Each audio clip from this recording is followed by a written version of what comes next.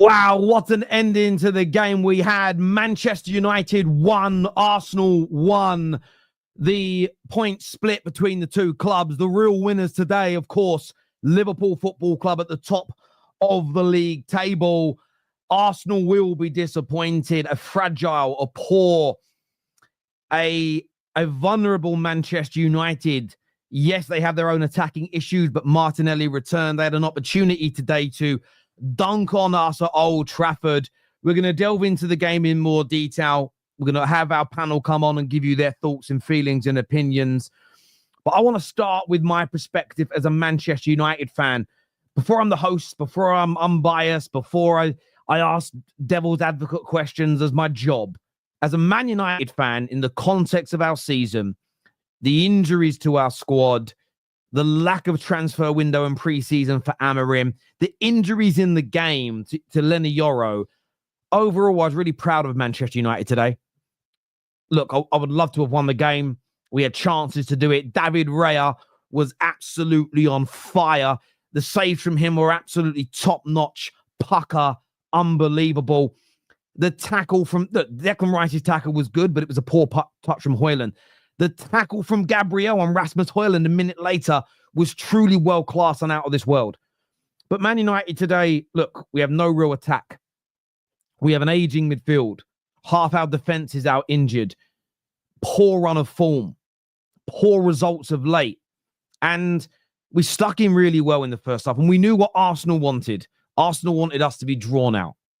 And there's no point Man United going toe-to-toe for large parts of the game with Arsenal, because this Arsenal team, without Saka, without Martinelli starting, without a recognised number 9, they want you to give them space for Odegaard, for Trossard, for the brilliant young Nwaneri to exploit. And Man United didn't do that today.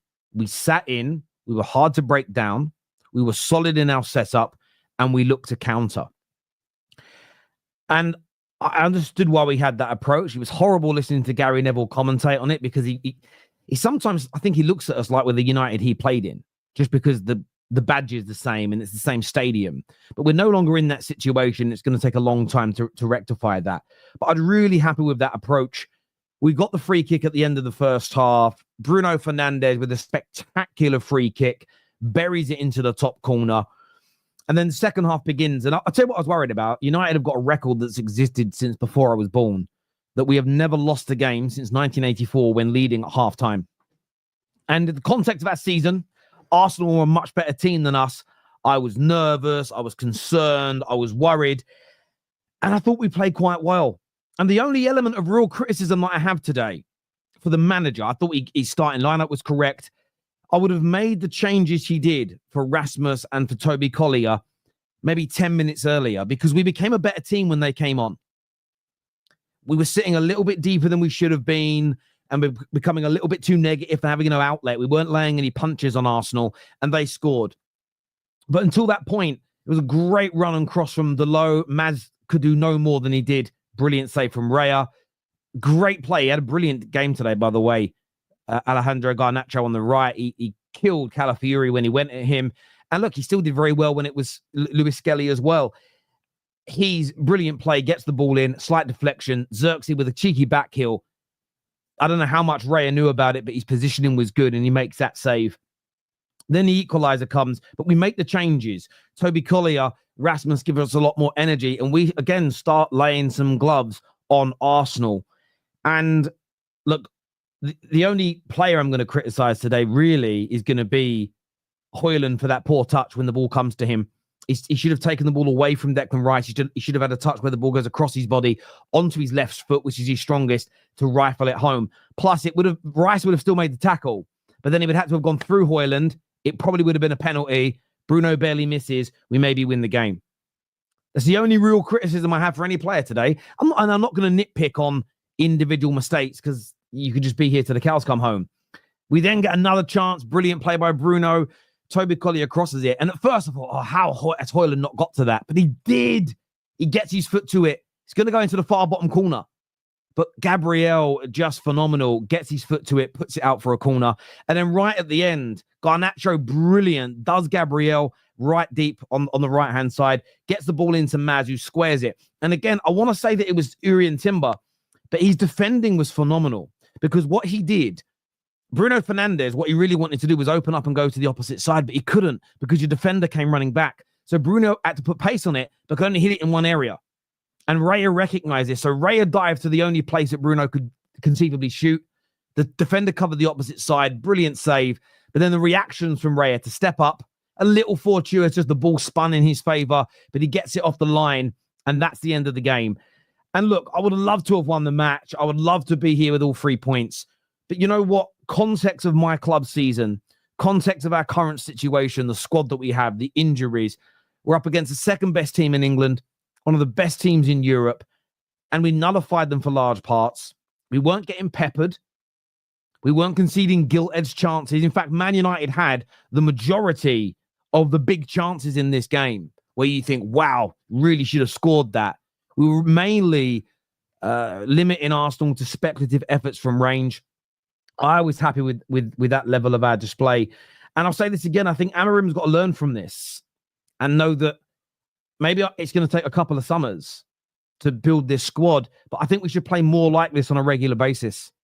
Sit in, hard to break down and try and, attract teams in and catch them on the counter. It worked really, really well. And the one other thing I will say, football gods element of today's game that I loved is Onana was being mocked for his kicking and us going long. And I absolutely loved the fact that our opening goal came from the ball being kicked by the goalkeeper. The commentators were lying to the public. Calafiori doesn't header the ball back and lose it. Maz wins the header. Garnacho picks the ball up and forces a foul from Trossard. And I just thought, there's the football gods for you. The long ball was being mocked and it actually led to our goal. And I like seeing things like that. But yeah, as I say, disappointed we didn't win it at the end. We could have done, but I would have taken a point. I would have taken a draw before the game begun. And look, Man United, we were 15th before the game kicked off, 28 games into the season. We're there for a reason. We're not a great team this year. We're not even a good team this year. We're really, really not. So overall, I'm happy with it. Our next game, we're away to Leicester next Sunday. I'd expect us to win that. But look, we're not going to go down. We can focus now on Thursday. The only real sour point today is Nwaneri picking up an injury. I obviously see Arsenal fans will see today very, very differently indeed, because for them it was must win.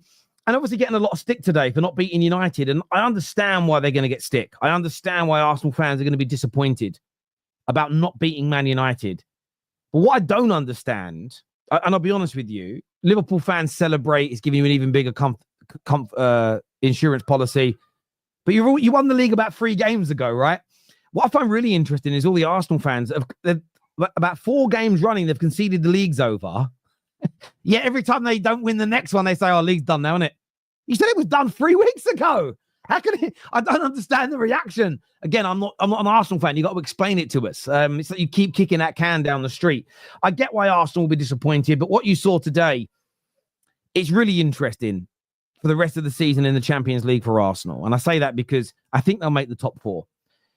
I almost feel like what I'm asking Man United to do for the foreseeable with Amorim and maybe be a little bit more defensive, I almost feel Arsenal might need to do that in some games. You might need to just give your opponents the ball and sit back a little bit and wait for space to be created. And I say that because I just don't see teams coming out and attacking you, because that would play so into your hands. It's unbelievable. So I think maybe you've got to rethink that. Champions League is going to be interesting because whether you play Atleti, whether you play Real Madrid, if you get through that, it's going to either be PSG or Liverpool. All 4 of those teams attack. Or it could also be, you could get Villa at some point as well, potentially as well, if you get to the semis. All those teams attack. Maybe not Villa. I think Villa would probably sit back against you. So it's for the rest of the Premier League season. I know Martinelli's now back. Saka, they reckon, is going to be back in a couple of weeks' time as well. That will change things a little bit. But maybe for the next couple of Premier League games, Arsenal might actually need to try and invite a little bit of pressure onto themselves as opposed to trying to be the aggressor. I think that about Man United right now for different reasons. Whenever we go up against a team where we're not the aggressor, we seemingly look better. When we try and open up and be the better footballing team or the bigger attacker, we seem to always get caught. And I think sometimes you got to know where you are in the moment.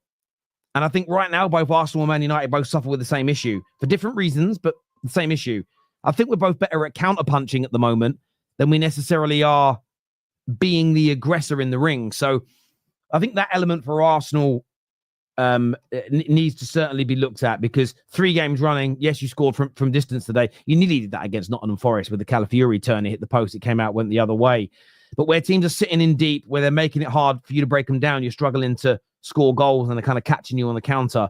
PSV, though, as an example, opened up, tried to attack you, and you're able to exploit them. So I think it's something Arsenal need to look at. But I get you. Listen, I think Arsenal fans, if I was in your boots, in your shoes, I'd be more disappointed to not beat a rival when we're on our arse. The league, I think the league's been done for about 2 or 3 match games. I just don't see, I didn't see Liverpool throwing it away when they got to about 8 points clear, let alone being 16. What is it now? 15 points yesterday, the game in hand. You might drop that down to 12, but they're just not going to, in their last 9 games, they're not going to lose almost half of them. It's just not going to happen. It's mathematically possible, but based on probability, highly unlikely. Let's go to some of your super chats and comments that have come in here.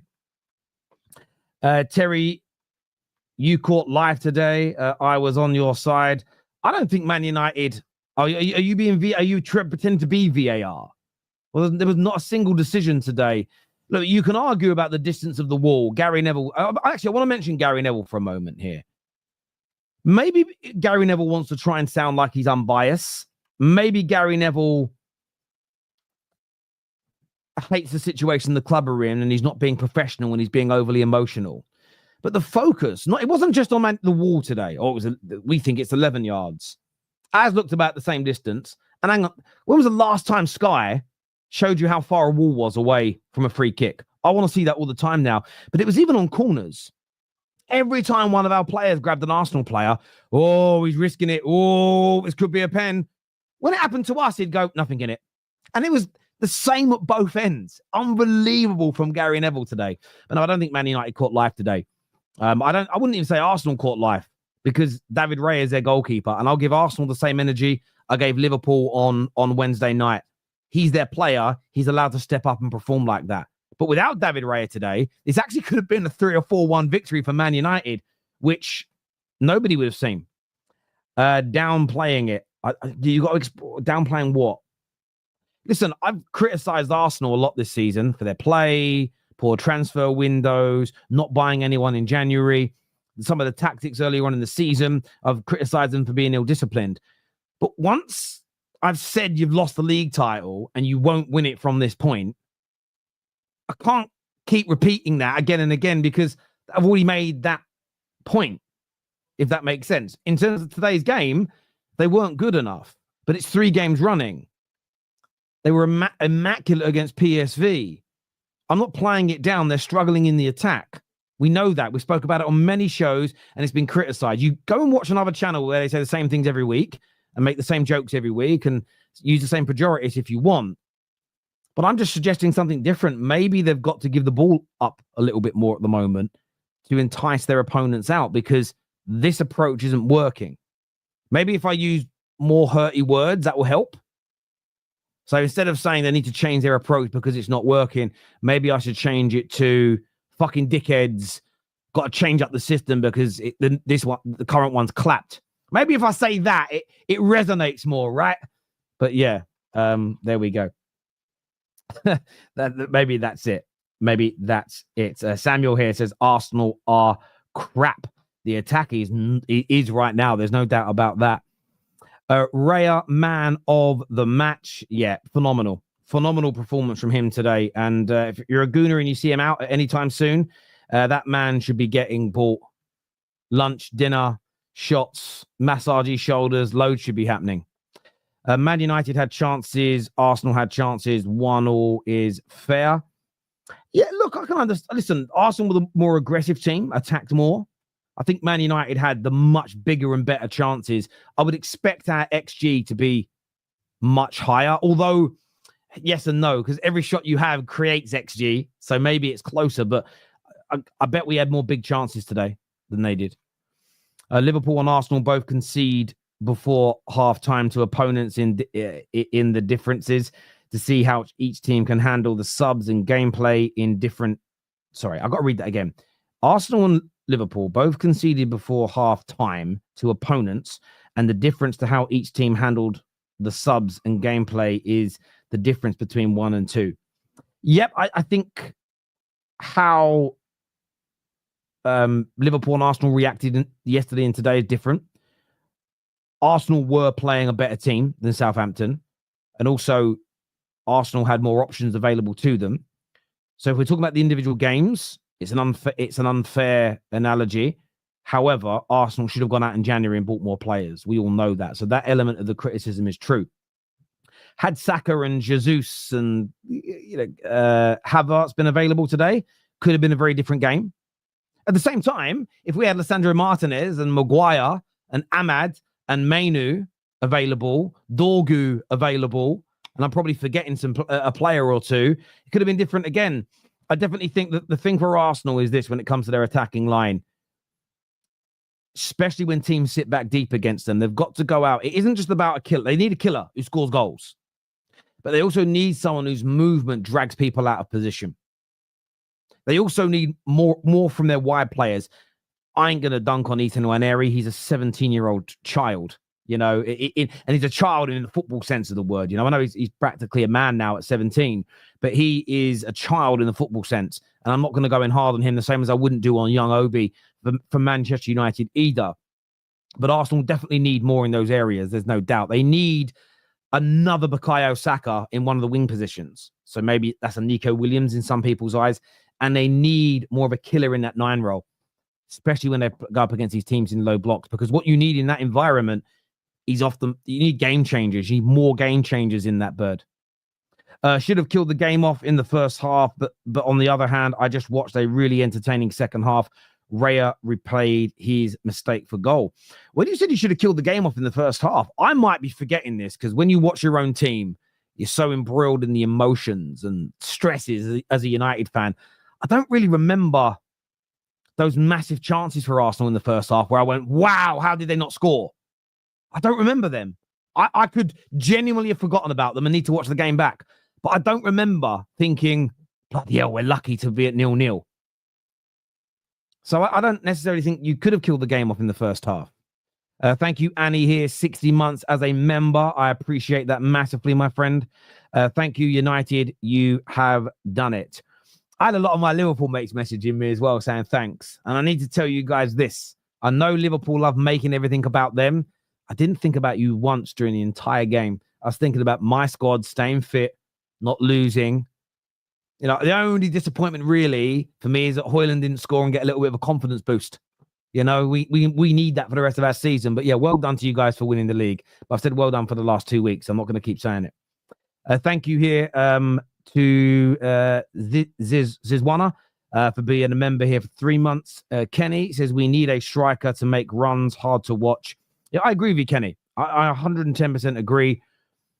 I watched the highlights earlier on today of the Villa game, and he doesn't always score his chances, but just look at the lateral movement of Ollie Watkins and how it drags opponents around. Rangers fan, Arsenal deserve credit being second this season. Saka out for months, 2 forwards available for months, still 4 points off third. Gooners won't appreciate you for saying that. I think it's deeper. In the context of the games, from the players' perspective, it's not their fault their club didn't buy anyone. I can't blame the Arsenal players for not having in their squad what we all say they need. Does that make sense? That would be strange. It's like me saying to KJ, I need you to edit better, but you haven't bought me the computer I need. Yeah, but I know you ain't got the tools you need, but I'm going to blame you for the work not being at that level. It would be a strange thing for a human being to do. So Arsenal Football Club need big criticism for not buying better in the summer, not spending more, and not buying in January. The Arsenal players, I don't blame them for not being able to do what's not in their skill set, if that makes sense. Someone will say that's me protecting them. I don't think it is, but there we go. We might be shit, but we're not PSV. They talked all that. I'll be honest with you, Josh. I'll read the rest of your super chat in a second. I wasn't confident about this game, but what I did this week, I didn't get embroiled. My dad and my grandmother always said to me, don't debate idiots. And when I saw people talking 4-0s and 5-0s and absolute maulings, Amorim's teams haven't suffered with that yet, not against the bigger sides. So I didn't think that all week. I didn't think that would be a possibility for us. Shit about beating us. You could have been the shittest United team in years. Gaslit FC, proud of the boys to fight. Hopefully they show this Thursday. If we perform on Thursday like we did today, we will win. So Real Sociedad, that they're not a patch. Even this Arsenal team has got holes and injuries, but it is still, in my opinion, levels above Real Sociedad. So if we have the same application, we play with the same intensity, same concentration, we will win and proceed. Keane and our legends are really starting to annoy me. Yes, we know we aren't the team we used to be. They don't have to say it every 2 minutes. I agree with you. Do you know what annoys me about listening to the rivals? Won't care, but from a United perspective, you're right, we're bad. It's like I just said earlier about Arsenal. 3 games ago, we had match reactions, top 6 shows, straight fact shows where Arsenal were dunked on in terms of their overarching issues. It will become very boring and tiresome to do that same show every week now until the start of next season. That's why mainstream media is dying. And the only reason we tune in is because the games are on there. And it's why football content creators keep growing, because we will vary this up. We ask for solutions. And I don't mind hearing Roy Keane and Neville criticize us, but listen to what they say, how to improve us. They're just things like, they need personality. Okay, great. We understand that. How do you create the personality? Where do you get it from? How should the approach be? Give us solutions to the problem, as in deep dive. But you don't hear any of that, do you? They just need personality. They just don't have it within them. Okay, that's another problem. How do they get the guts, Gary Neville, to play properly? No questions like that. So that's why I get annoyed, because it's dunking on, which we deserve. No solutions, no remedies. You might just get the occasional, wouldn't have happened in our day. No, we know. But what you're not able to give us, and do you know what? Maybe it's why none of them have become great managers. Maybe they don't know how Fergie created what he did. So they can't even give us anything that's anecdotal. Does that make sense? They give us nothing. It's just, I'm going to slag them off. And it's crazy, really, because the last 2 games, I've seen Sky do this and BT Sport. Why is Garnacho on the right? These people are mutts. They're mutts. Garnacho's been moved to the right, and I wanted this to happen sooner, because we can't have all of our better attackers and speed on the left and nothing on the right. Both last 2 matches, look, we are nowhere near perfect, but we've looked far more balanced in the attack, having the low that can bomb down the left as an example, and Garnacho that can go down the right. It makes sense. No one even suggests it. Their panels, no one even, they just go, yeah, it's stupid, isn't it? It's like, well, you're not even looking at the situation. You know, it does annoy me massively. Some Arsenal fans said they would embarrass and smash United. I saw some, and I'm only going to talk about the people who use their real names or faces. Most of them, I don't trust them. I'll tell you why I don't trust them. Most of the guys I saw say that this week are the same people that don't rate Saka, don't rate Rice, don't rate Odegaard, don't like their manager, right? They're the ones who said they were going to smash us. And I was looking at it thinking, I know what you're doing. You're setting it up. So even if you win 2-0, you can say shit, right? For me, that was, we used to have an expression when I grew up in East London. We'd go, bruv, that's bait. And that was bait for me.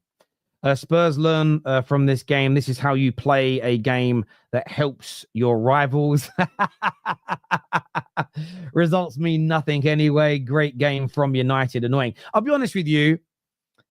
I think Liverpool already won the league. But I would have wanted to have won today, even if it was neck and neck between Liverpool and Arsenal. I could never do what Tottenham did. I could never, because my team is still playing for something this year. And I need that confidence boost. I wanted those. Like, that's why I wanted the Hojlund goal so much, because of what that could generate for us. By the way, Terry, it's hopium and copium. Yes, I'm a football fan. All we really have is hope and cope. Do you know why? I've realized this. There's very little I can do to directly impact the team. I can't coach them. I can't, I can't directly help them. So I'm only giving you how I think and feel. And I do have a hope that if Xerxes could keep scoring, get some goals, if Hojlund can score some goals, if their confidence levels rise, there's more chance of winning something. Arsenal fan here. Man United had a game plan and it worked, but people can't forget how good Rice is. Yeah, the Rice goal was amazing. I thought there were a few Arsenal players that played well today. I felt that I thought Rice had a particularly good game. I thought your centre backs played quite well as well at times today. But David Raya obviously stands out as an example. A few didn't have so good a game. Like Calafiori today. In fairness, everyone who played at left back, I mean, Skelly came on and was better. But I think that was more to do with Garnacho actually having a really good game today, to be honest with you. But yeah, Declan Rice was brilliant. Because even the negative Arsenal fans still believe we can come back. Hence, after every loss and draw, they say we've lost. They just want to support the fraudteta hate out and be correct by being negative. Yeah, listen, each to their own. I'm not saying people shouldn't do that. People can express themselves however they want. I just find the reaction,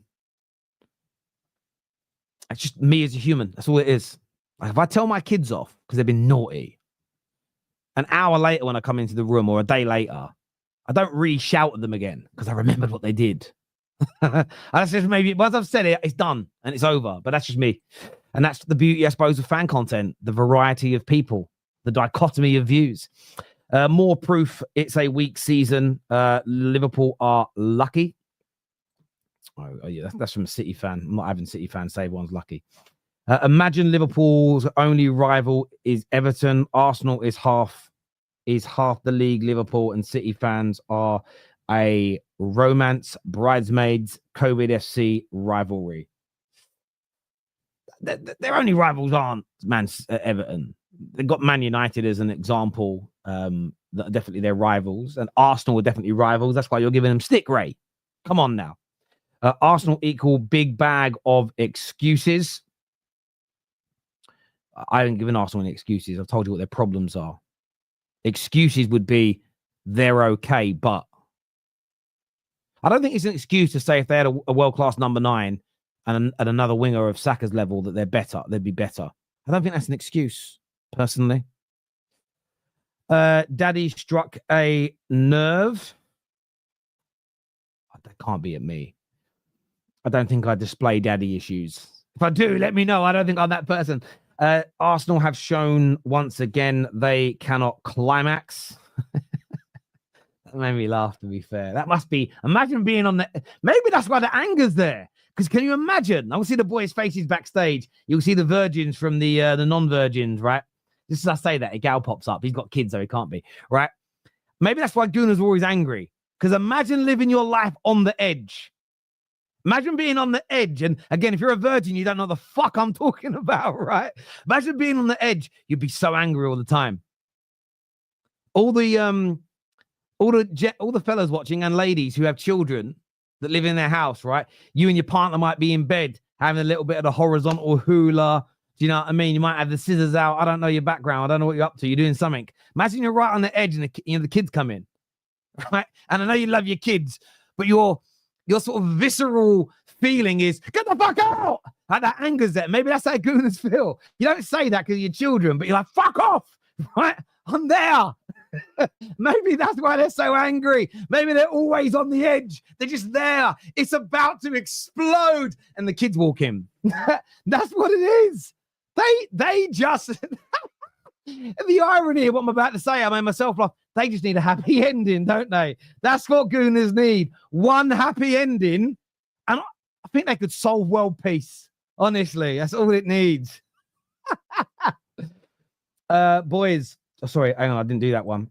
We should have created much more with the dominance we had. But again, we conceded with the first chance. That's the frustrating part. Yeah, I hear you. I hear you on that. Boys played very well. Obi, not Hojlund, coming on. Look, I understand the rationale. I want Obi to play. but the manager needs Hojlund to try and find some form because we've got to try and win the Europa League. And if he doesn't play him, it ain't going to happen. Used to really like Hojlund. Xerxes should be starting and Obi coming on the 60th minute for the rest of the season. Would love to start Obi, but don't want to rush it. Look, KJ said this the other day, and he's probably right. It being Arsenal is maybe the reason he didn't come on today, especially with what he's been doing online as an example. Having said that, I haven't mentioned him yet, and I should. Young Heaven, when he came on, I thought was phenomenal. Again, considering he was next to Victor Lindelof as well, who still just looks so weak and clumsy. It's 2 weeks running he's had to come on, and I've been really, really impressed with his performances so far, and it wasn't looked at. Listen, early days, I'll never get carried away with a young player like that, but he was signed in January, and it could end up being a decent little player. I get why he left Arsenal. There's no way he's getting in above Saliba or Gabriel, but I've been really impressed with that young man the last 2 weeks. Dyke here says, Arsenal fans crying, wait until next Sunday. Dyke, I love your confidence because you were on earlier, absolutely fuming at Chelsea's performance. I'm actually looking forward to that game. It's going to be a real interesting one. It's going to be really, really interesting to see who comes out on top in that match. Well, the wrong ones coming in. Well, the wrong ones coming in the bedroom then. I'm trying to get the I'm trying not to be rude. I'm trying to get the joke. I don't know. Just advice, lads. Always finish second. Trust me, your life will be much better. Just finish second. Well, that's not true because that can't be what Gooners do that a lot and they're not happy. So maybe that's not true as well. Oh, anyway. I need a cold shower after this, to tell you. Right. Oh, that my haters and my trolls will love that. Clip it up. I love them. They're my favorite. They watch me more than anybody else. I'm lost. Ask the panel. Okay. Well, the panel's coming out now to have their say. We've got KJ, Sunshine, Brandon, Deezy. Someone already messaged me said they got to go first. I'm angry most of the time. Brandon here backstage. I'm angry most of the time. I've got 3 kids. And now we know why. It's nothing to do with Arsenal. He can never get any alone time. That's why we know. Who else we got? We got Deezy. We got Ash, Judge Mo, Man Like Egal, Canadian Cam. We've got a great panel for you today. Right, it's time to bring everybody out.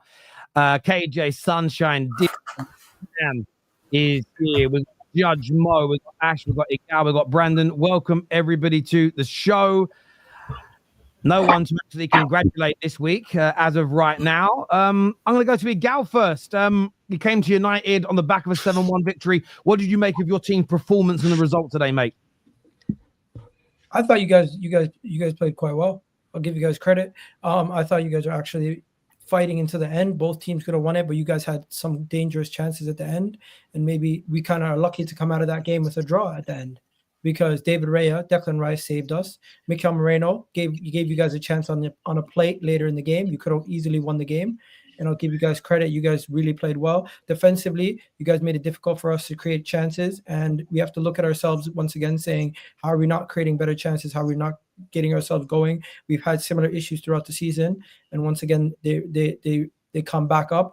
Arteta and Arsenal, we need to just look at our attacking play and see what we can do from now to the end of the season, because we can't go off the excuse that we have injuries forever. There needs to, off the back of scoring 7-1, you'd think that we would have at least a little bit of a better offensive performance in today's game. But I'll give you guys credit. You played a 5-4-1 or a 5-3-2, and you guys played quite well defensively. And then going back to one more thing, Declan Rice, you score a goal, it's 1-1, don't celebrate. Get that ball, take it to the halfway mark, let's go again. Because this whole celebrating thing, I thought that was embarrassing. You can't, Declan Rice, you need to get yourself together, because he was one of our best players in the game. He was absolutely killing it. Defensively saved our ass. But that right there, he needs a mentality switch. We're not at West Ham. You're at Arsenal. We don't go and celebrate a 1-1 when the game's not even decided yet. We need to go and win this game. And that's the kind of things where I'm looking at. I'm saying, does he have his head switched on correctly? David Raya saved our ass, but the free kick in the first place, Trossard shouldn't have given away the ball the way that he did. And what was he doing? Standing all the way. He could literally touch the other pole. That's how close he was to the other side of the net. And he gave you the whole side. And you know what? No refereeing decisions. No crying like people think I always cry after every result. I'll give Manchester United fair play. You got the draw, but hey, we keep it going. What is that? 2 years straight you haven't been able to beat us. So I'm okay. Can I ask a question before everyone goes? Hang on. Sorry, Mo. I'll come back. I'll go to you next. We beat you a few weeks ago in the FA Cup, mate. That says L next to your name, W next to us. Not in the Premier League. He means Premier League. Guys. You know what you mean. And by the way, technically some penalties. So, Egal, I want to ask a question. W. A couple of days ago, you were on my channel and you went so tough on Olo, who said, "I'm not taking anything away from the PSV win, because that doesn't mean anything in the grand scheme of things." Do you still stand by that point? You know what? What he was saying, I disagreed with the fact that you can't take anything away from the game. I understand that you can't go and jump to major conclusions off the back of a 7-1 win, but I do think the confidence can be gained. You can look at certain things that you've done in that game and take that away from it. So the 7-1 win, what we know is if teams open up and they give us opportunities, we're going to create them and we're going to score bunches. Manchester United did a good job of not giving us the opportunities and making it very difficult defensively. So I think you can still take away that there's a reason why Manchester United set up the way that they set up, because they seen the PSV result and they're like that we're going to get the opposite result if we do anything. It's literally how we set our teams up every time. No, we didn't see PSV. I was like, yeah, let me go quickly, because just in case this kid, sorry, I got a kid that might wake up and I got congratulations, brother. Yep. But okay, so Egal messaged me earlier this week, asked me how I felt about the game, and I thought we were gonna get pumped. So getting a draw, I'm happy with it. I'm very happy with it. Raya, I can't talk any shit because I gave Allison all his flowers midweek. And Raya did basically the same thing. He showed up for Arsenal. Second half we outplayed him, plain and simple. I don't care what anybody says. We did outplay Arsenal in the second half. First half was kind of boring. We created the bigger chances. For me, Rasmus got it's done. Like I can't. The group chat heard me. Like I let out I was so angry. Like, y'all know what I sound like when I'm about to hit. Like, I lost it. I could not believe what I saw when he didn't just one time. If he hit that one time and Raya saves it, no problem. Like, when Mas got a save, I was like, no problem. Xerxes, I'm like, beautiful skill. No problem. Save. Like, I'm always consistent. I don't call saves misses. When a keeper does his job, great. But when a striker doesn't have the balls to hit something one time, just one time, it was right there. It was on a plate. We pressed nicely. It was beautiful. I could not believe what I saw. So for me, that's our first priority. We need to get a striker in, plain and simple, because we've been creating some chances. We've seen it. We're creating some, not a crazy amount, but enough that decent strikers are going to put the ball in the net. Bruno, everybody just leave him alone moving forward. Please just leave my man alone. Like, leave the captain alone. Like, I don't care. Like, you could hear it right away when he scored the goal. People be like, "What's he done the rest of the game?" Like, I don't fucking care. Like, he steps up when the time's there, when he needs to be there, when we need him. He steps up and he does exactly what we need him to do. Scores goals, assists. At the end of the day, he created multiple opportunities too. The one pass to Garnacho, that disguised pass when it was like him and Xerxes, and he disguised it perfectly. Garnacho got on it. Like we just leave the guy fucking alone. Plain and simple. Bruno Fernandes is our best player. He has been. I hope we can get some rebuilding done while he's still here, at least to enjoy some joy, because he will be too old by the time this team is good enough. But I want some joy for this player because he shows up for us. If there's one player in our team that stands up every week, runs his ass off, plays better, plays with his heart, soul for the badge, like that is one player. I'm just so tired of people slagging him off, especially since Amorim came. The whole grenade ball and all that, he doesn't do that as much. It's not there anymore. It happens when he wants to. Yes, well, there are moments when he does it, but it's not like everyday long ball pass grenade ball anymore. He does not do that anymore. So people need to watch with their eyes and see that Bruno Fernandes can play in many positions. And for me, the youngster Heaven, like, brilliant game. I'll leave it at the brilliant game. That kid came on under duress, playing against his former team. You know, there was tons of pressure. And he looked like he's been in the Premier League. And I'm not taking a lot away from it because it is one game and he was playing on adrenaline for sure. But he looked awesome. And I'm tired of Arsenal fans keep saying like, oh, we scored 7 against PSV. I said it after the PSV game. My problem with the Champions League sometimes are those games. It was PSV. It was not United at Old Trafford. So stop comparing the games. Like, just because you scored 7 against PSV does not mean you're going to walk into our crib and score 7. It just wasn't going to happen. So that's it. I'm good. Yeah, I hear one about. I know you got to shoot soon. I agree what you said about Bruno as well. It's, you know, he's not, for me, he's not really a top class deep lying central midfield player, but I think he's been playing very well in that role in recent weeks.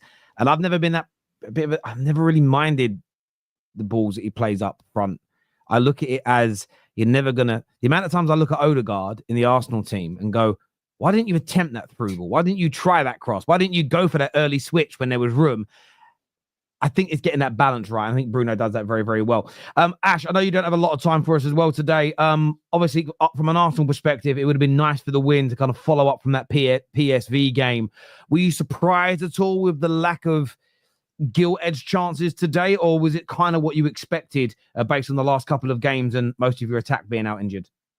No, it was definitely what I expected. I did a predictions show with Saad a couple of days ago, and I predicted a 0-0. So I'm actually surprised both teams even scored, to be honest. I never thought we would take anything from the PSV game into this kind of game.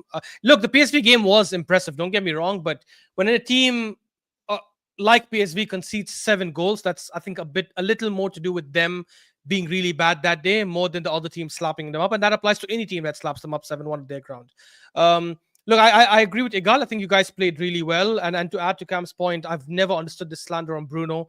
Yes, I agree he's got some bad games for you guys here and there, but I think he's one of the least of your problems. I remember when we played this fixture a year ago at Old Trafford, when we won 1-0, I did the preview with Staffy on Sarge channel, and I was like, I don't know why he slanders, and we had a huge argument about it because Staffy obviously dislikes Bruno like crazy. But yeah, he obviously came up clutch, and I think Raya saved us a couple of times. I wouldn't necessarily say you were a better team. I still think overall I would still say we were better. I think one of the big chances you guys got, which honestly should have been scored, was a blunder from Moreno. I don't know what the hell he was doing there when he gave the ball away.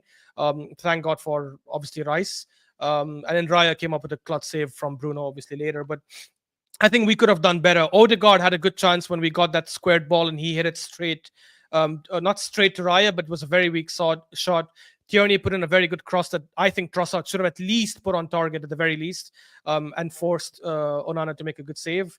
But yeah, look, it's not the greatest result. I'm not as mad given that the league is done anyways from weeks ago. So while I'm annoyed at this match in a vacuum, and I think we should have done better, but I'm not that mad just given that we only have one thing to play for right now. I think removing Nwaneri was a stupid mistake. Yeah, I know he was not killing it in the first half, but you took him off and you brought on Martinelli, who doesn't even play well on the right wing. Don't you think He's it's never been good on the right wing? Don't you think it's tactical? Because it's happened every game. And at this point, I just think it's the player might not have the fitness to play the full 90. I don't think so, because he's played 90 minutes before in other games and he's done okay, especially in a game when we're losing. If we're winning, I agree with you. But if we're losing and we need to make some sort of adjustment, I think Trossard was having a stinker of a game. Moreno was doing nothing up front. You're bringing on Martinelli, play him up top or play him on the left wing. Why are you playing him on the right when he doesn't do anything? He's so predictable. He just wants to go on the outside because he's not a right-footed, he's not a right winger, he's a left winger. I thought that was a very, very poor decision in my opinion. I think if Nwaneri was still played and we brought on Martinelli, I think we would have had better counterattacks. But if I ask, just very quickly on that, if I ask the Man United fans like for a quick yes, no, were you guys happy when you see Nwaneri come off? No, not really bothered. Indifferent. He didn't really do much in the game, so yeah, he didn't have a great game either. So yeah, I get you guys, but the thing is, some players don't have like these good games, but they come up in moments. The guys we left on are less likely to have good moments, like Moreno, like Trossard, who I thought also was being horrendous. I'd rather keep someone who at least can shoot with his left foot, can cut in on the left. He might have not done anything, but I think removing him and putting Martinelli on that wing, I think was like a double whammy. Like we took off a player who can have moments, and we brought on a player who can have moments only on the left or as a striker, nothing on the right. So it kind of killed our attack. Martinelli didn't scare me though. I'll say that. I wasn't like, oh my god, Martinelli's coming on. So yeah, because we were playing a low block, I was pretty sure that he would be okay. He did obviously have that chance. We had acres of space because I don't know what our team were doing when that happened, but he fluffed it. So yeah, that was the one opportunity where he really I just can't believe he went for that. I mean, I know Onana's dodgy, but he's going for the near post there, Martinelli, when he should either be lacing it to the back post or try and find Squaring Trossard, because Trossard's onside because Martinelli's ahead of him, and Trossard was ahead of our centre backs at the time. And if he gets the ball right, if one of our centre backs touches it, it's probably an own goal as well. So there was that one moment there, but and that started Terry by his poor control. His control took the ball to the right. If he controlled it correctly, he would have got it on the inside. I know Aiden Heaven can maybe run, but I think Martinelli would have beaten him in a race. So it is what it is. Yeah, I think I thought Heaven coming on actually helped you guys because he has a little know-how of how we play. To be fair, Yaro was playing well. Like it didn't matter. Yaro played a good game. Yeah. Like, you're acting like it was a big tactical thing. Heaven did on Arsenal. It was basic defending, bro. Like you were shuffling. CIA double agent and that. Do you know the frustration? Okay, I'm not giving you guys no credit ever again. No, I get it. Look, he did well when he came on. You know, he won his aerial duels, he won his ground duels, but like Yoro was playing. The frustrating thing for me with Yoro coming off is he is still young and he's game time, but he's had a couple of performances recently where I've seen people online, like rivals, going in on him, and I'm watching him and I'm like, he's starting to look comfortable, good on the ball, great anticipation. That sort of, he's young, so I wouldn't put him into that category yet, but there is the potential for him to become one of those Rolls-Royce-esque centre backs. But he just keeps picking up these silly little knocks and injuries, and I'm hoping it isn't his metatarsal against. It looks like the top of his foot, but no, very, very good performance from him today. Apparently, it's a foot injury. Sorry, real quick. Yeah, be a reassessment. And again, it was Arsenal the last time he got injured for a long period of time. It was in the pre-season, yeah, which was I feel like that was last season now. So many bones in your foot, you never know what's going crazy. This here says from Andrew Barnes, he says, a big up Terry and the panel. Next week is Chelsea versus Arsenal. Is going to be interesting. I told KJ United would win. They were unlucky. They deserved the win. Also, Terry, I DM'd you on Insta like you asked. Yes, we'll get you put into the group chat for the match reactions, Andrew Barnes. He's the Chelsea fan, KJ, with the bleached blonde hair. So yeah, well, yes. I'll send me on the phone. Andrew, I'll find you. I'll find the DM and I'll send the KJ. KJ, I put you in the group chat. So we'll do it that way. Chelsea fans getting chest off the back of the Leicester result, I see. Or Ches in that group chat being shameless as per usual. Do you know what? I'm so intrigued by that game. I knew Man United would sit in today and be hard to break down because that's part of Amorim. When people say Amorim can't adapt, I always laugh because he does. He's been doing it since he's been here. When he's up against teams that he knows superior to him on the ball, he adapts. But watching Arsenal versus Chelsea, I'm intrigued to see which team concedes possession or whether it's a bit of a basketball match like the PSV game was. And what I mean by you guys had more opportunities, but PSV just kept attacking you and you could counter. So I think the Arsenal-Chelsea game is going to be interesting. Will one of you sit in, be hard to break down and counter, or will it just be an end-to-end shoot? I hope it's an end-to-end shootout from the first whistle to the end. It would be from a neutral with nothing riding on it. I don't really care who wins it. That would be a great game to watch. Deezy, from a Man United fan perspective, Cam has said this already, similar things that, we didn't expect much coming into today's game. Yeah. Were you happy with the performance? And should we go for this approach more for the remainder of the season? Be hard and resolute to break down and try and catch teams on the counter. Are we better this way than trying to be offensive? I don't even think it's anything to do with the way that the team's set up, because the games that we don't like today, we played pretty well. We were playing some decent stuff in the first half. Yeah, it was pretty much Arsenal on the ball the whole half. But I think the problem is when we go up against the smaller teams, it's not a case of where we are on the pitch or like where players are positioned. They are making the stupidest mistakes you've ever, it's like, bro, are these guys professionals? You know what I mean? Is that level of mistake, or like Onana will fumble the ball into somebody right in the path. And it's like, for me personally, we played decently today. Arsenal, like I said last time when we played them at the Emirates, I said, not really impressed by these guys. Don't see them as like genuine title contenders, really. So I wasn't surprised that they came here and they had a lot of the ball, but couldn't really produce anything in the final third. That's just me personally. Not any like personal thing. That's just how I saw it, like even from the last time we played you. But I think for us, it's a case of these players need confidence.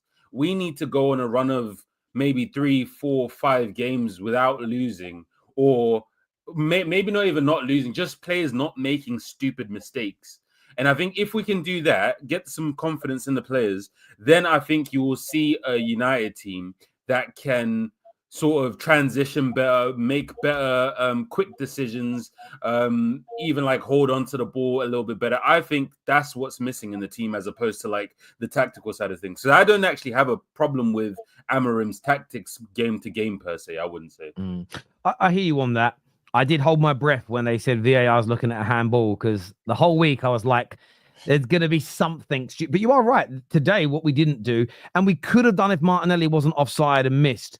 Onana nearly made the mistake by parrying the ball out. But outside of that, I can't think of any gilt edge like mistakes in terrible areas. Cheers, Cam, that we made. So yeah, that was certainly an improvement today. Mo, how did you see today's game from a neutral standpoint, not watching it with any kind of emotion per se? There's only one thing that stands out for everyone that wants hammer him out because he doesn't adapt, because he doesn't want to play the system that will get you results. Today is just the proof that Amorim can adapt. He sat deep, played on the counter-attack. And I am telling you from now, you'll see a lot of Man United fans online and everywhere saying, oh, how do we concede position against Arsenal? We should have played our game. Well, you cannot just have it both. You cannot just want Amorim to like, oh, why doesn't he adapt? And then when he adapts and gets a result and be the better team on the pitch. Because to be honest with you guys, Man United deserve the win. Let's just establish that. Man United deserved to be 2-0 up or 3-0 up before even they scored, right? Counter-attack, they had a couple of chances to score. Mazraoui's chance was glorious, should have scored, and David Raya saved it heroically. At the end of the game, he should have saved David Raya saving a double save, the Xerxes back heel. Normally this goes in, but David Raya had a brilliant performance. Man United were the better team on the pitch. Having position doesn't mean that you were the better team on the pitch. That was by design. Ruben Amorim, you can tell that every time Man United lost the ball, you see 10 players running, sprinting back to be in position defensively. That is by design. That is not because Arsenal and Man United just pressed like a couple of moments in the game, but normally it was all counter-attack, right? For like the Man United, I think it's encouraging result. One of the things that was highlighted, Garnacho today was playing very well. I think a lot of people haven't they kind of slander him, but he was playing well today. He was defending well. He was leading the counter-attacks. And Xerxes tried to hold the ball, but Saliba's too strong for him. As for Arsenal, again and again and again, yes, Martin Odegaard had an okay game, but I'm going to have to, sometimes we have to stop over-praising players. Martin Odegaard is a good player, very talented footballer, but only when the team is playing all right. He didn't come up with the clutch moments today. He was trying to shoot from outside. So maybe Martin Odegaard, just a cog in the machine. He's not the difference maker, and it was only Bukayo Saka. He's the difference maker. Martin Odegaard is a big part of Arsenal's game, and he's essential to how they move the ball from left to right. But he isn't someone who's going to carry you when you're down, when you're struggling. He isn't. Can we say this? Let me just say this. Let me just say this. He's Arsenal's Phil Foden. He gets high praise when we're doing well, and he gets low praise when we're losing. So fair enough. I was gonna say, you agree, right? You agree, right? Like today, it showed he was passing the ball very well. He was trying to shoot. He was doing little. I actually agree with Egal. He's literally everything that we say about Foden today. He hasn't had a bad game, by the way. He's just average on the pitch, a 6 or a 7 out of 10 today. That's the thing. Yeah, go on, KJ. Yes, because I was gonna say, I want to make this clear. When Arsenal fans put Odegaard next to Bruno Fernandes and said he is better than Bruno Fernandes, can this myth be now extinguished? Especially as captains as well. Especially as captains, because they both wear the armband for their clubs. Can this myth be extinguished? Bruno Fernandes is not a ballet dancer like Odegaard. Odegaard looks very nice on the ball. He can do these scoop passes that look brilliant. Yeah, and I think he's a talented player. But when it just comes down to the hard yards, the hard graft, the fact that you need to get your team on your back and carry them forward as captain, as a number 10, he does not touch Bruno Fernandes. If you look at the games we played this season, Bruno Fernandes against Arsenal has been there for us. Do you know what this reminds me of? Do you know what it reminds me of the midfielders? There are number 9s in Premier League history who will score more goals than Didier Drogba, but Didier Drogba comes up clutch in so many big moments. Martin Odegaard, for me, I think if Arsenal were going to keep him in their team, I think, for instance, next season, Rice plays in the 6. I think you maybe put Odegaard in a slightly deeper role, and you bring in what you're actually missing in your attack is a Bruno Fernandes. Imagine Bruno Fernandes with Declan Rice and Odegaard behind him, players that can win the ball back quickly, have got legs, and can progress the ball to the edge of the box where Bruno loves to be. He'd come alive. I just don't think Odegaard has that enough clutch moments, and he isn't as creative as Bruno. What he's very good at doing is, and I don't want to use I'm going to use words that trigger the sort of certain demographic of football fans. I don't like the word pre-assist myself, but he's very good at dropping deep, picking the ball up, breaking lines. But when it comes to that final third, he ain't nowhere near Bruno Fernandes, and he is nowhere near, in my opinion, KDB. So I think that's where Arsenal need to utilize him better moving forward, is drop him slightly deeper. Maybe it's Ethan Nwaneri who plays more in that role. I think what you should do, though, is buy someone more experienced. I think giving that responsibility to a 17-year-old is ridiculous right now. He should be a supplement to your team, not, I know you've got Yamal that's doing it at Barca, but still, rare as rocking horse shit. For me, I think that's the thing with Odegaard. In the final third, I don't think he's not Bruno Fernandes. He's not KDB. There's a different role I think he should play personally. Can I add, before Egal comes in, you guys, there is a very clear example that happened last week in the Atletico Madrid and Real Madrid game when Brahim Diaz said, you know what, I'm just going to score now. Takes the ball, dribbles a couple of players, finishes in the goal, 2-1 Real Madrid. Maybe Brahim Diaz is not as good as Odegaard and keep it ticking and playing the role of breaking the lines, but Arsenal need one of the difference makers. And it cannot be always Saka. It cannot be every time Arsenal needs something, oh, Bukayo Saka, where are you? Let's pass you the ball and try to... You need someone else. You cannot have 9 players of keep it ticking and one difference maker only. That doesn't work unless you have a Mohamed Salah, which is, again, once in a generation. Mohamed Salah, Kevin De Bruyne, once in a generation. You need someone else next to Saka. And Odegaard is not that guy to actually carry the team on his back. He was one of those guys a couple years ago. But I think there's 2 things. One, you are as good as the sum of the parts in the team sometimes. He might be one of those guys where you have a poor attack in front of him. He can create as many chances, but if Trossard, Raheem Sterling, Mikel Moreno, Ethan are the guys in front of him, it's not the same as when he had Jesus and Saka and Martinelli firing a year ago, or when he has Havertz.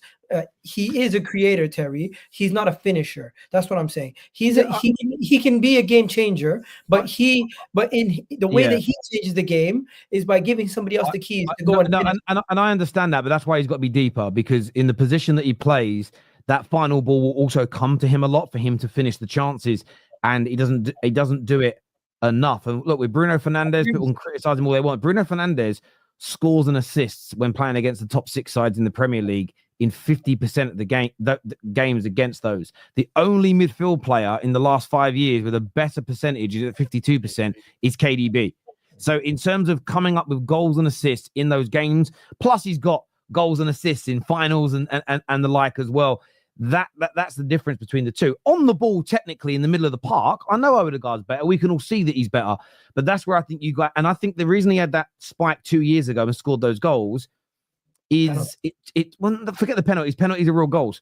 It's... People have worked out how to stop him, how to put pressure on him, how to shut him down. That's why Martinelli 2 years ago, goals went up and then they've dropped, because people have worked out how to nullify him, and he hasn't yet been able to go up another gear and adapt. And that's when you know the great players.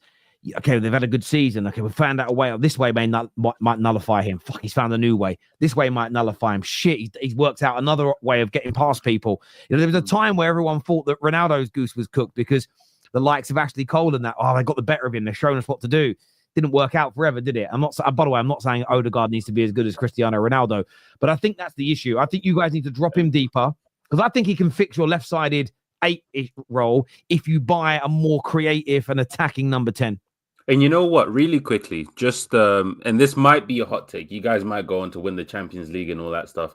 But to me, That's not happening. wait. Let me finish. I feel like just from all the games of Arsenal that I've watched, which ain't many, because I hate Arsenal. So this might be biased, but I feel like this Arsenal team is closer to the end of a process than they are to the peak of a process. Now, why I say that is any one of you, we've all watched football for many years. You see how hard it is to get to that peak performance where you have everything you need to win a league or a big trophy or whatever it is, right? And how long it takes to get to that peak. It's so quick to lose something. It doesn't matter what it is. You just lose something. You drop off 2, 3, 4, 5%, and you find yourself with a 15-point gap in the league, and no real hope of winning the Champions League. And then you lose one player or whatever the case may be, and now you're looking at a full-blown rebuild now. Nah. You know what I mean? Nah. And I'm not saying that that's what's going to happen. I'm saying I feel like, to me personally, it feels like they're closer to that than they are to winning the league next this season. summer for Arsenal's massive. I mean, I get where you're coming from. If they have another summer like last year and they buy 2 fullbacks and another good level midfielder, then I kind of get where you're coming from. I think if they go out there and buy that really good number 9, another really good winger, they could change things. Brandon, obviously on Arsenal today, we're going to go to Super Chats in a minute and get some views through there. But what were your thoughts? Why did you struggle today to break Man United down, to create those chances to win the game, having had so much of the ball? Well, in simple terms, this has been Arsenal's problem for the last 2 years, 3 years. You come up against the team that decides to put 10 men in front of the ball effectively, and defend deep. And we always struggle. It doesn't matter who the opposition is. It doesn't matter if it's Manchetser United, if it's Southampton or Everton.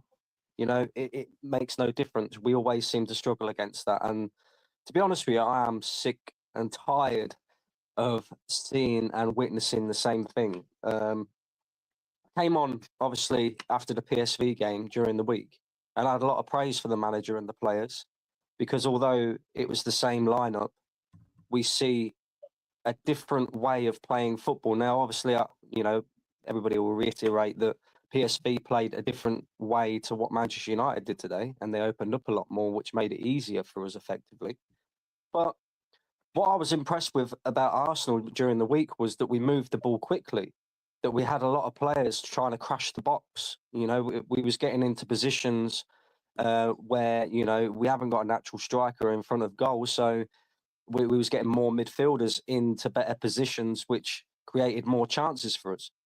And everything that we did during the week has all of a sudden disappeared again in today's game. And we've gone back to reverting to that slow, lethargic build-up, that, just boring football. And unfortunately, when you have to break a low block down, you have to move the ball quickly. So, after watching the first half, which was like watching paint dry, by the way, I knew that we weren't winning the game today because we just simply wasn't moving the ball quick enough. The players didn't look on it. If I'm being honest, I would actually say, apart from David Raya, Declan Rice and Gabriel, because them 3 are the only 3 that did their jobs effectively today, the rest of them really and truly, if we're being harsh with it, should give up their wages for the training sessions that they did in the lead up to this game and for today's game, because they were all absolutely diabolical.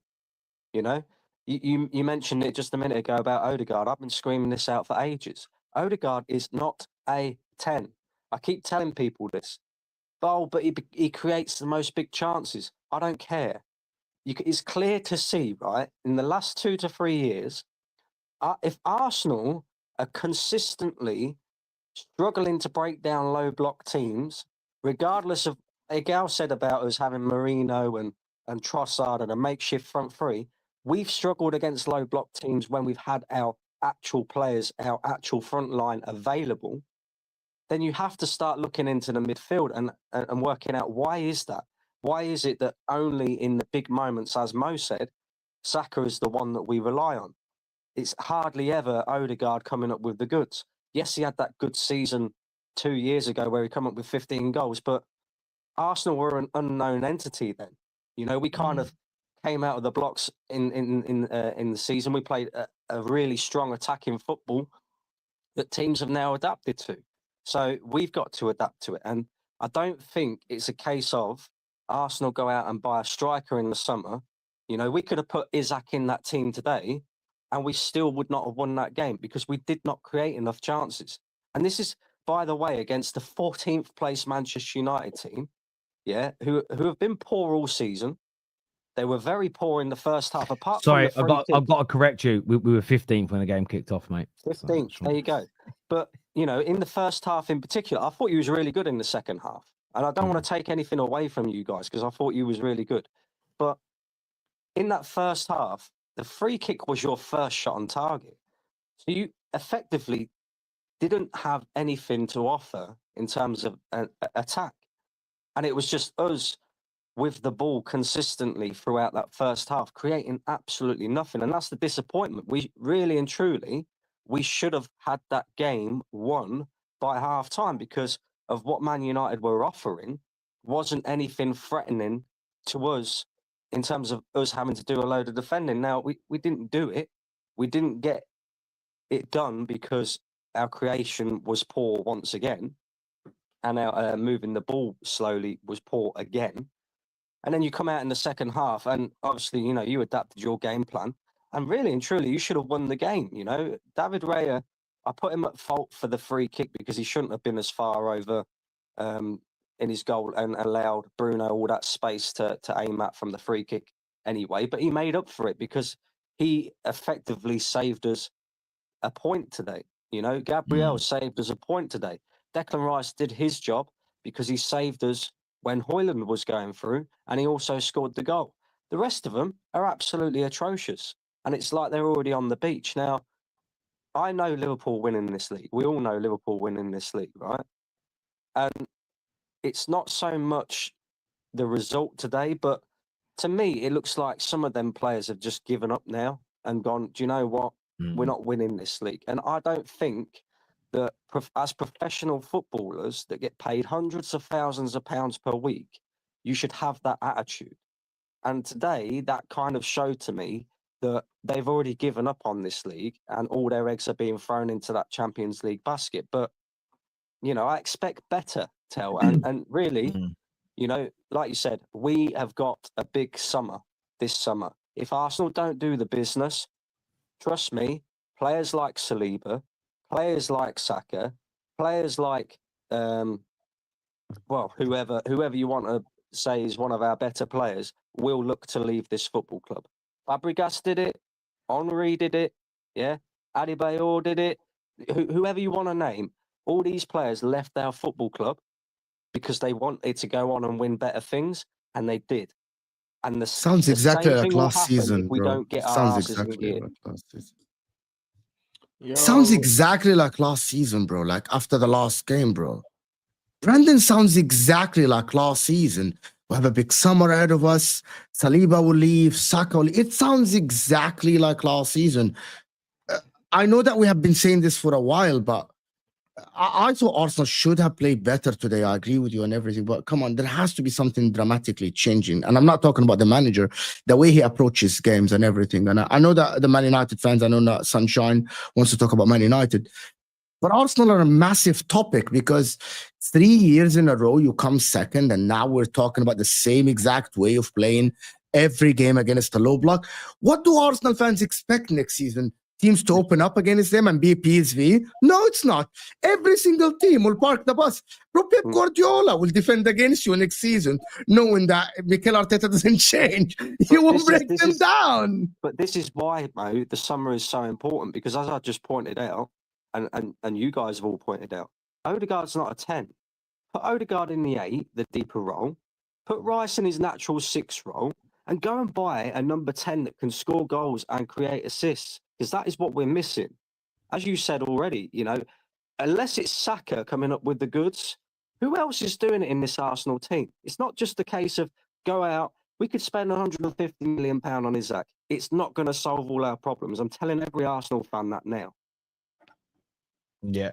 No, listen, I understand your frustration, mate, and where it's coming from, because I think that you do have a team that's this close, and at some point, if you don't get over the line, you will. It might be this summer, it might be next year, but at some point, some of these players, maybe not Saka because he's an Arsenal fan and come through the academy, but Saliba isn't going to have that same affinity, and none of the players at our clubs are not from the academy typically have that same affinity and loyalty to football clubs. And that's why, listen, when you say the thing's got to change, Mo, maybe the appointment of Berta is part of that change. Someone that comes, again, and what's really interesting about that appointment is I was watching content from a number of different Arsenal fans about it, just, you know, trying to, even the guys that are vehement Arteta outers seem really excited about this.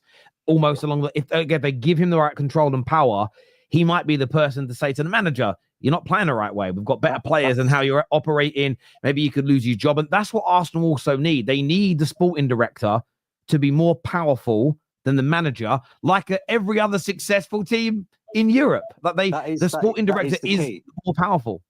That is the key. It's a great appointment. When you look at the sporting directors that we was linked to, we had a short list of 5, and he's definitely the best option out of the 5, 100%.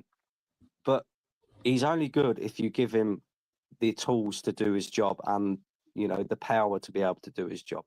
If, you know, in a year's time, we're seeing Mikel Arteta having his way with certain signings like he did with Havertz again, then that will tell us everything that we need to know about how much power Arteta has at this football club as well.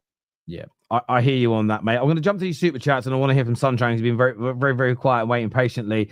Red here says, joined late. I'm just wondering if Arsenal support is still looking to have their season right up there with, I got Shiga. I don't know what that is. And the JFK conspiracies after that. I am seeing a few tweets about the wall being 11.2 yards. Away. But in fairness, Christian Eriksen has just done an interview, right?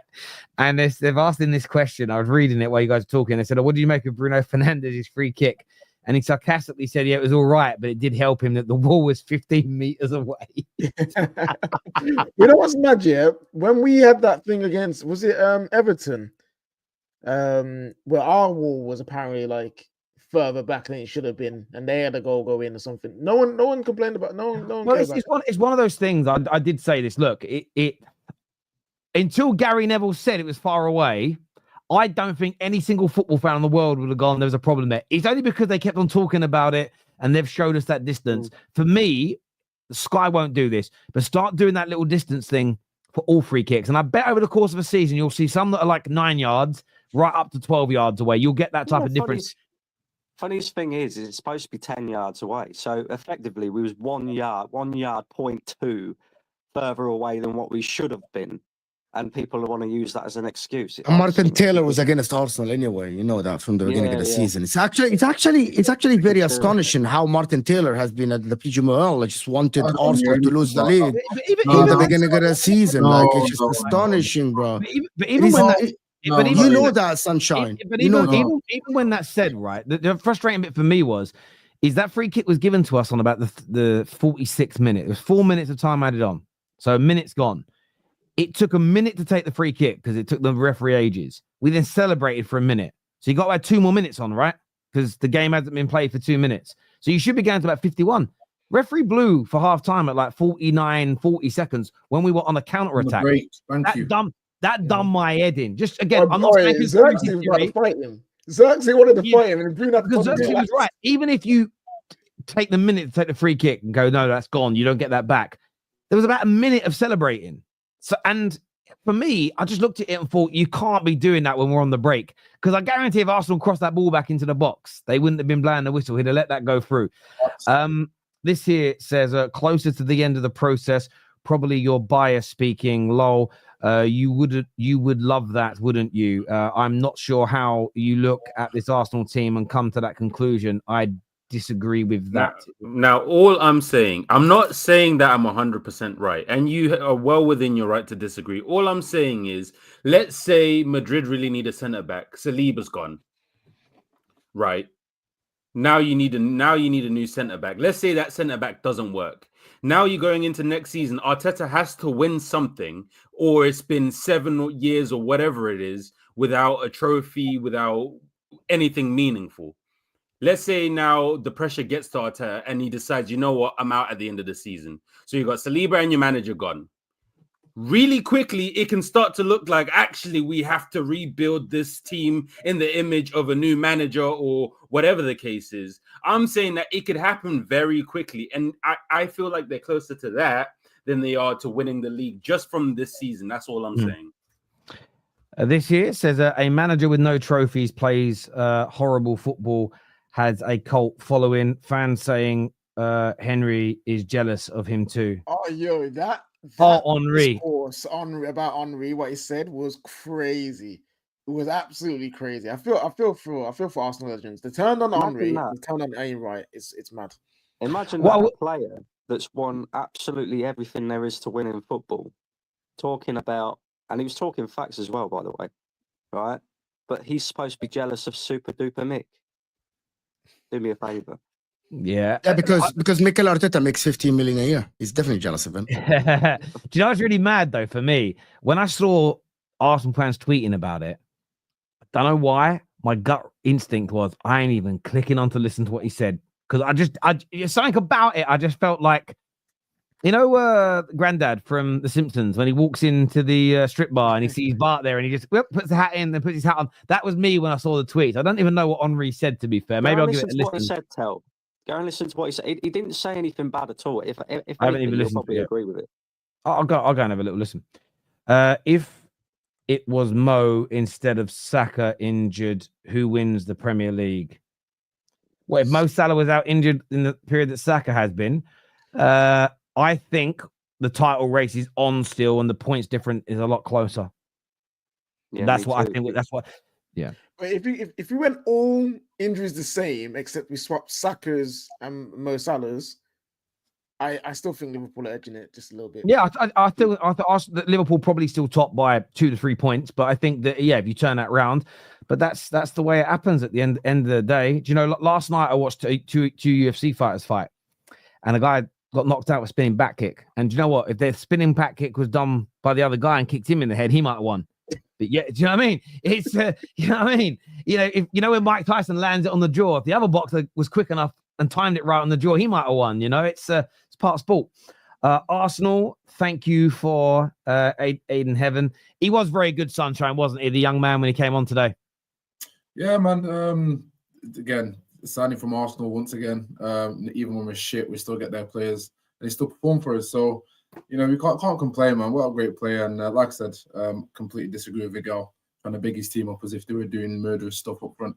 It was quite simple stuff for him, but he did the basics well. And for a young kid to come in against his former team, Man United not playing very well, one-on-one situations, balls bouncing everywhere, you got to keep a calm head and be composed. And he managed to keep that composure for me. So, it's nice to see that. Those are the type of things I want to see from young players. If you've played sport or whichever, then you would know those situations under pressure can become calamity. And he handled it very, very well. Even when he had pressure on him being tugged, maintained his balance, his ground, and dealt with it very well. So that to me speaks of a good player. He's got his head screwed on, and he was focused and switched onto his job, and did a very good job. Yeah, I agree. Egal, your set piece coach, is your set piece coach on holiday? I get fame gets to some people's head, but he needs to know he still has a job to do. I did think this during the game. I was screaming because I believe I'm a bit of a fate person. I'm like, stop showing the graphics. They ain't scored one in like 2 months because you know it's going to be against us. It was so frustrating they were putting those up. But this is what happens. It's been worked out a little bit. People know what they're going to do now, and it's harder for Arsenal from the set pieces. Although I've seen a few recently where they should have scored, and they've also not been clinical from them. Like Gabriel against PSV, for instance. He had a clear header and he missed it. Poor against a low block again. Nwaneri, not a touchline winger. Dead tactics again from Arteta. Why should I get slander for wanting Real Madrid, not Atleti? Arteta needs to go, man. He's got to go, man. I'll just say it as a neutral. Like, I'd love him to stay at the club, but he's got to go, man. I don't know how you can sit there, Terry. Would you replace Amorim with Arteta now? Not you specifically. Oh no, never. You wouldn't do that. No, you don't think that you would. If you're offered today, No, swap Arteta with Amorim, no. The answer's no. The answer's no. That's it. All right. Okay, don't get upset. He's adamant. It's calm down. I've been sitting here patiently for 45 minutes listening to a load of waffle, yeah, and you're trying to come at me with Amorim for Arteta. Adrian, come on now. No. Respectfully, no. I'm all right. The guy starts talking about footballs, yeah, about the shape of a ball being the reason basically why he couldn't score 2 over Newcastle in 2 legs. I'm sorry, that doesn't work that way. Now, whether you got strikers or not, fair play. But we all saw the Man United game in the FA Cup. They should be bagging their goals. So if he bags those, if Havertz bags those goals or whatever, no one's sitting there then slandering Arteta's tactics or whatever because, oh my gosh, the system works and all this.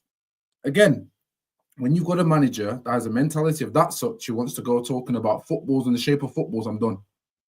Like, this is Arsenal Football Club. I am Man United and Arsenal, to me, in my opinion, growing up, 2 loggerheads. There's a level, as much as I don't want Arsenal to succeed, there comes a level of grace and respect for another club because they are the big title, the Titans. That's what they are. That's why there's a nemesis how rivalries happen. You've got 2 Titans going at it. At the moment, I'm seeing Arteta win 1 trophy with Emery's team. Fair play, cool, do your thing. And then he's had the tools to go and rebuild. Whether you rate Declan Rice to be probably another show. I don't rate Declan Rice as high as people rate him. He's another Papa Bouba Diop with a bit of tech. That's my opinion. That was genuinely my opinion. Today, I thought that tackle was amazing. I thought, wow, 100 million well spent. That tackle was absolutely sublime. Couldn't say nothing. Hojlund could have had a goal. I look at Arteta and go, you spent 6 years to work on set pieces and you bagged your set piece. Now your set pieces ain't there. You ain't got Saka. You're telling me it's not good enough. And I keep saying this. I said this about Liverpool and I said this about Arsenal. Everything's all good when you're sitting at the top. When people are chasing, when you're at the top of your game or you're great at something, when you're at the top of your game, it's hard to maintain where you are. They've had multiple chances and opportunities to extend their lead this season multiple times. It had nothing to do with Man United, had nothing to do with chances not being created. They just didn't bag their chances. Why? Because there's a level of pressure that they can't deal with. And Egal, fair play, don't really agree with Egal on a lot of things. But today he mentioned the way Declan Rice celebrated that 1-1. If that was Thierry Henry, the guy that Thierry Henry is my favorite ever Premier League player. Not saying he's the best ever, he's just my favorite, even though I'm a United fan. Why? I was shit scared of the guy. Because the guy had this aura mentality. If he bagged that 1-1, he goes and picks that ball up, slaps it on the centre half and says, go again. There's no celebration. That type of mentality is the difference between Arteta going to be able to win a league and not. And it clearly has filtered into these players. Maybe it's the modern day player. Maybe it's the modern day athlete. I don't know. But I'm noticing this and I'm going, they're never going to be champions of anything because when shit hits the fan, they never step up. And I hate to say it, but I'm sounding like an Arsenal fan now that I would want better for them. 6 years, 100 million on Declan Rice and all these other great players. Saliba's incredible, but yet you rely on the Saka and set pieces, respectfully. That's not good enough. So, yeah, I'm all Arteta in. There's no way I would take Arteta at United. No way, personally. That's even now. Because now United are a shithole. Great managers could come here and still struggle. He's not a great manager, in my opinion. So God knows what he'd do with this United team. Because there's no way I'm sitting there watching corners going and my man go get Papa Bouba up for 156 million and go, yeah, there you go. I'm not doing that. I'm sorry. He needs to get the win. That's my opinion. Arsenal are done out here, man. That's funny, Terry. I'm going to head out, guys. I see it, man. The Arsenal fans are gone. The neutral Mo is gone. And we're still talking about this Arsenal team, man. Let's talk about flipping United, man. Well, yeah, I haven't got that long left. I want to get a few super chats. IFL here says Mo Salah has got 70 plus of Liverpool's GA. Stop it, Terry. They'd barely be top 4. So this is where I will disagree with you because if Mo Salah wasn't in the team, for instance, all the penalties he scored, somebody else is scoring them, as an example. Some of his goals are individual brilliance, which is why I think they'd have less points than they have right now. But there's also a number of his goals which are part of that system, where you saw Harvey Elliott, for instance, against PSV, score a goal. So had Mo Salah been out and Harvey Elliott or Gakpo or Diaz was on the right-hand side, would they scored and have assisted as many as Mo Salah? Absolutely not. But would you take away every single piece of GA? No, because that isn't, you know, when Bruno Fernandes came into Man United, there was this weird rumor that went around that he was just taking other people's goals and assists. That wasn't true. There was an increase in the amount of goals and assists and chances we created as a team. However, we were still scoring, creating prior to that. So I think if Mo Salah was out for the last couple of months, maybe even 3 months like Saka, I still think they're in the title race. They still could be. Remember, they're 16 points clear, 15 points clear. Maybe they're 5 points. Maybe they're 1 point. Maybe they're a point behind Arsenal. But I don't think they would be sitting in 5th in the league below City. Sorry, where City are right now, personally. If we play James, Lavia and Jorgensen, I fancy us to get points versus Arsenal with chest. It's not going to be easy, but it's going to be fun. I also saw Palmer miss a penalty for the first time today. Listen, Andrew, it was crazy when he missed that penalty. You have got a chance of getting something against Arsenal. This Chelsea game's so interesting because I just don't see you sitting in like we did. So I also think Arsenal have got more chance against you than they did us today, hindsight speaking, because you're not going to sit in and play that way. So it's going to be a very interesting game. Egal, lucky Arsenal, thanks to Raya, say it. Well, that's also funny where a lot of Arsenal fans spent last week saying Liverpool were lucky because of your goalkeeper. That's why I always just keep trying my best, and I'm not perfect. That's why I just try my best to go, praise their goalkeeper, because it could be yours next week that does the same thing. If Arsenal had an owner today, we slapped them 5-1. Oh, and if we had Raya, we probably keep a clean sheet. That's a fact. Man, I just watched that chance. I'm watching it again now. That chance of Bruno at the end. By the way, we haven't really said this. Garnacho, I thought, had a very good game today. I thought Garnacho had a very, very good game today. But that cross comes in. I actually thought his cross went the whole way through. I actually forgot. You know, you get excitement that Maz picked the fucking ball up. Yeah, Maz got it He first. squares it back, right? But do you know what it is? When you actually look at it, I'm defending Bruno. It's hard. The ball is coming. It's hard. It's from this angle, but Bruno's not running straight onto it. Bruno's coming from the underneath it, and then he has to twist his body at the last minute. And he's also tired. He's also knackered as well. He is. Looking at it again, hindsight's lucrative. What he should be doing is hitting it with his left foot, I think, because he has to turn. He's watching him run. Yeah. He has to turn his body to hit it, and there's only one way he can go, because if he's coming straight onto it, he can kick the ball back where it came from. But he's actually running from the right-hand side, not the left. So he has to curve his run. And again, if you have actually played football, you can't shoot it right if your body's moving in that direction. There's only one angle you can have with and he has to go that way. And then I can't blame Toby Collier, but he stops. Now, again, if it's just annoying, because if Collier doesn't stop and he keeps running, he gets there before Raya. It was so close. This here says, ha, ha, ha, have you heard yourselves? The mighty Man United getting hyped about getting a point against a team with no forwards. Bruv, we had all of our defenders barring Delit out injured, bruv. All of our centre-backs. And also, really quickly, Mark Gleeson, name United's forwards.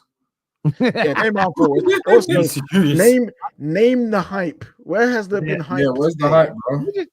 I got called out on Twitter for saying, how can you be proud of drawing at home? How the mighty have fallen. Yes, we have fallen. Haven't we? And this is where like the banter, it doesn't, I feel impervious to this thing now. I'm waterproof, bulletproof to this stuff. You can't say we deserve to be 15th when we're a 15 points team in a relegation battle, and then say, I can't believe you guys have got the audacity to celebrate a draw against a team that's second. But we are 15th. We are that bad. We're trying to get better, but we are that team right now.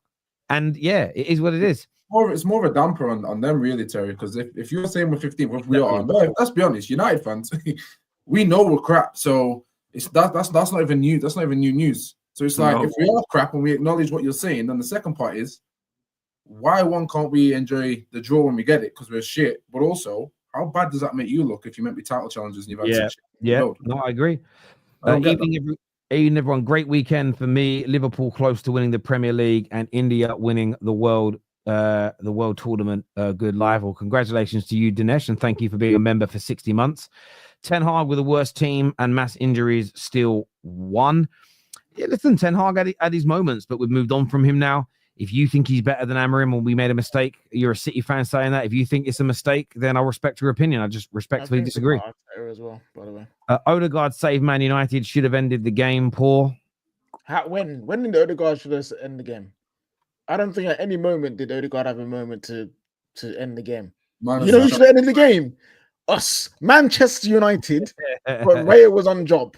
Yeah, but you know what I will say as well about us today, just before the end, that the opportunity that Mads had, I think United, once we've got 2 fullbacks that the manager wants, and maybe a third, those are the types of goals that I think or opportunities that we will create on a regular basis. He wants his fullbacks in those positions on a regular.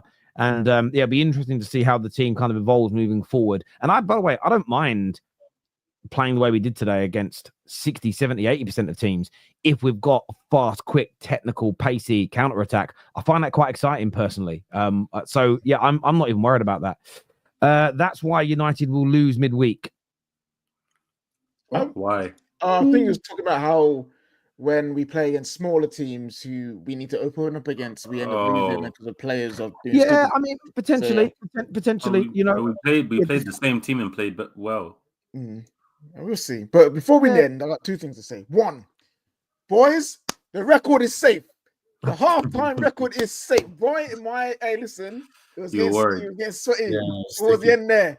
I was sweating, but we kept it. And 2, I think Rasmus Hojlund is finished at Manchester United. I think he's finished. I think it's done.